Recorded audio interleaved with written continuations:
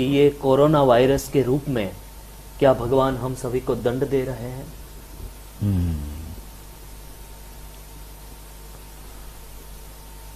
हम जरा धार्मिक भावना से बाहर आकर के सोचें।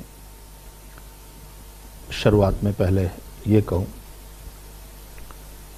तो पृथ्वी पर समय समय पर महामारी आती रही है।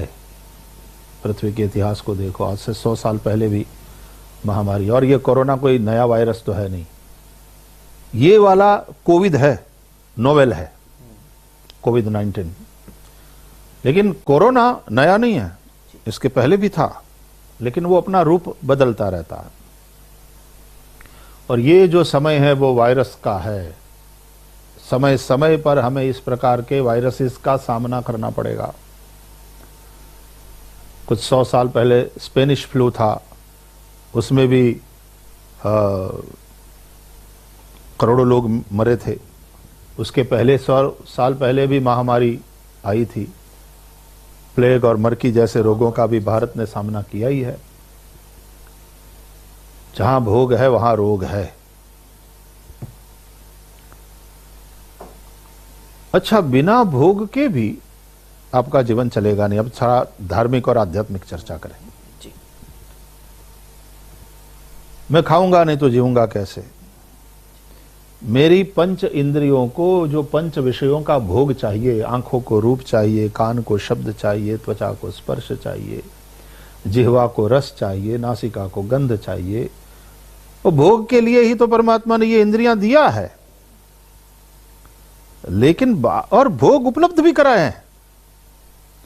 भोगों को भोगने के लिए इंद्रियां भी हमको मिली हुई है और भोगने के लिए भोग भी उपलब्ध है।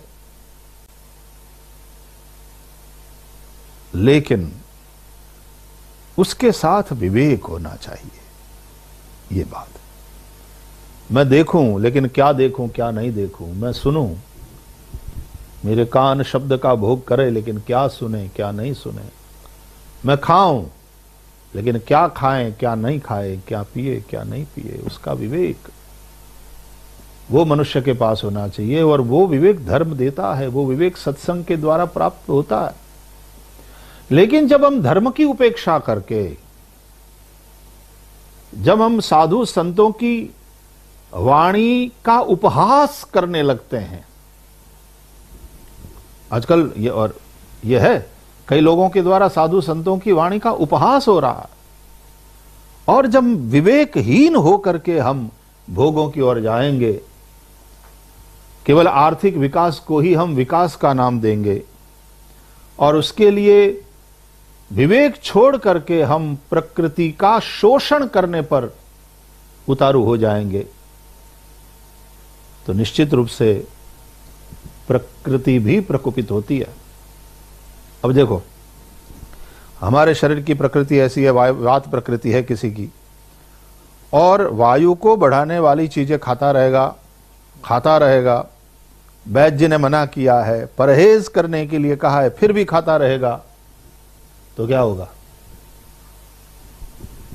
वात प्रकोपित होगा, और वात जन्य जितने रोग है उसका वो भोग बनेगा।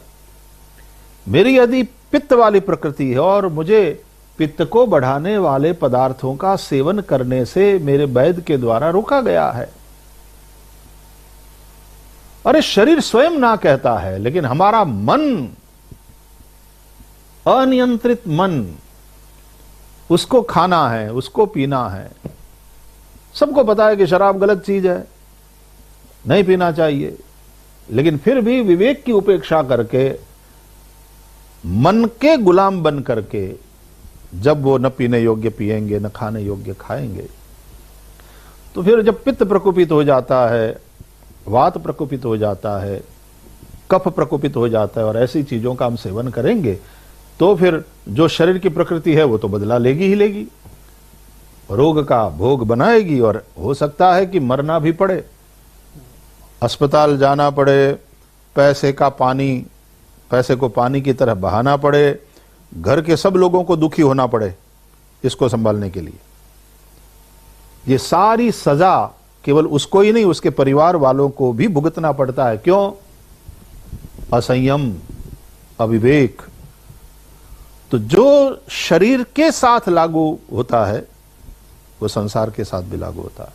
ये भी प्रकृति है और वो भी एक विशाल प्रकृति है। तो जब भोगों में विवेक हम नहीं रखेंगे तो स्वाभाविक रूप से एक समय ऐसा आएगा कि प्रकृति प्रकुपित होगी और फिर कभी अतिवृष्टि, कभी अनावृष्टि, कभी भूकंप, कभी सुनामी, ये सब आपदाएं भोगना पड़ता है। बहुत समय से, शायद पिछले 15-20 साल से एक बात मैं कह रहा हूं कि 21वीं सदी का यदि कोई मंत्र होगा और जरूरी जो है तो वो है कि स्लो डाउन। आज देखो स्थिति आ गई है, स्लो डाउन की जगह लॉकडाउन है हम, ये स्थिति आ गई। इतने फास्ट जा रहे थे हम, भौतिक सुखों के प्रति इतनी अंधी दौड़ थी हमारी।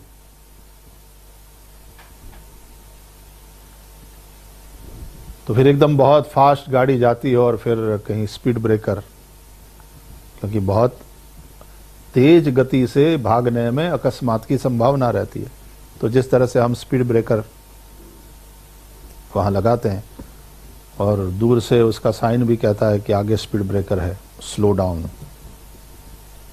ऐसी कुछ बात हुई है, ये स्पीड ब्रेकर है। तो एक बार तो पूरा लॉकडाउन, फुल स्टॉप करना पड़ा। तो अमेरिका में भी ऐसा होता है कि वो 4 रास्ते जहां वो क्रॉस होते हैं तो वहां स्टॉप का साइन होता है, तो you have to stop fully.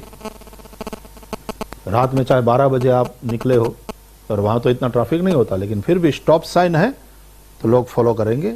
एक बार गाड़ी को फुल स्टॉप करेंगे और फिर सब देख करके सभी रास्ते पर कि और कोई नहीं आ रहा है ना, और धीरे से फिर आगे चलेंगे। तो स्लो डाउन के स्थान पर ये लॉकडाउन हो गया। थोड़ी रफ्तार कम करने की आवश्यकता है। मैं फिर से कहता हूं, विकास की व्याख्या बदलने की जरूरत है। पर कैपिटा इनकम से हटा करके पर कैपिटा हैप्पीनेस की ओर जाओ। केवल रुपया पैसा आदमी को सुख नहीं दे सकता। कई बार कथाओं में हम लोगों ने चर्चा करी है कि उससे सुविधाएं बढ़ सकती है, सुख नहीं बढ़ सकता। फिर कंफर्टेबली दुखी होगे और क्या। पहले झोपड़े में बैठकर रोते थे, अब बड़ी कोठियों में बैठकर रोओगे, लेकिन दुख तो वैसा का वैसा रहा। अब थोड़ा कंफर्टेबली दुखी हो रहे हो क्योंकि पैसा हो गया। तो मुख्य बात है पर कैपिटा हैप्पीनेस। आपके अपने जीवन में आनंद है और उस आनंद के लिए ये बहुत सस्ता है, कोई महंगा नहीं है ये आनंद। यही बात तो सत्संग में लगातार कथाओं में सुनाई जा रही है। और एक बात बहुत समय से कह रहा हूं, कि महापुरुषों का ही प्रसाद है कि प्रज्ञाचक्षु स्वामी शरणानंद जी महाराज का स्मरण करके कह रहा हूं कि आवश्यकता किसी की अधूरी नहीं रहती और इच्छाएं सबकी पूरी नहीं होती। माता प्रकृति ने ऐसी व्यवस्था करी है कि तुम्हारी जीवन की जो आवश्यकताएं हैं वो अधूरी नहीं रहेगी। जीवन जीने के लिए जरूरी है धरती, तो धरती तुम्हें धारण करती है, तुम्हें अन्न देती है। तुम्हें फेफड़ों में भरने के लिए प्राणवायु जरूरी है, तो कुदरत ने दिया ही है। हम लोगों ने तो उस प्राणवायु को उद्योगीकरण के नाम पर और विकास के नाम पर प्रदूषित किया है हवा को। जीवन के लिए आवश्यक है जल, तो ऊपर वाले ने बरसाया। हम लोगों ने तो अपनी बेवकूफी के चलते उस जल को प्रदूषित किया है और प्रदूषित जल के चलते अधिकांश रोग उत्पन्न होते हैं। तो एक पागल जो दौड़ थी, तो वहां एक स्पीड ब्रेकर आया है, लॉकडाउन। और फिर गाड़ी जब शुरू होती है तो अचानक वही रफ्तार में नहीं चालू होती, तो फिर थोड़ा स्लो डाउन। अच्छा, जहां स्पीड ब्रेकर आता है तो वहां भी कहते हैं कि स्लो डाउन, नहीं तो आप उछलोगे। और टू व्हीलर है तब तो वहां अकस्मात होने की भी संभावना रहती है। यदि टर्न लेना है तो आगे खतरनाक मोड़ है, गति धीमी करिए, ये सूचनाएं वहां भी दिया जाता है। तो समय समय पर ऐसे मोड़ भी आते रहते हैं और हर मोड़ पर हमें स्लो डाउन करना चाहिए।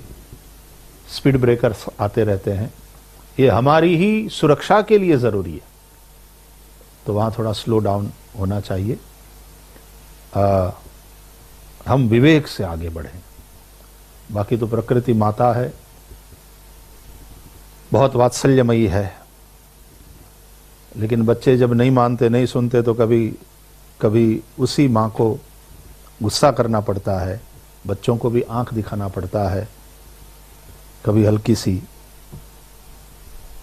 एक थप्पड़ भी देना पड़ता है, तब मानते हैं हम। आखिर में हम बच्चे हैं उनके, निश्चित रूप से वो माँ कृपालु है, हम सब पर कृपा ही करेंगी।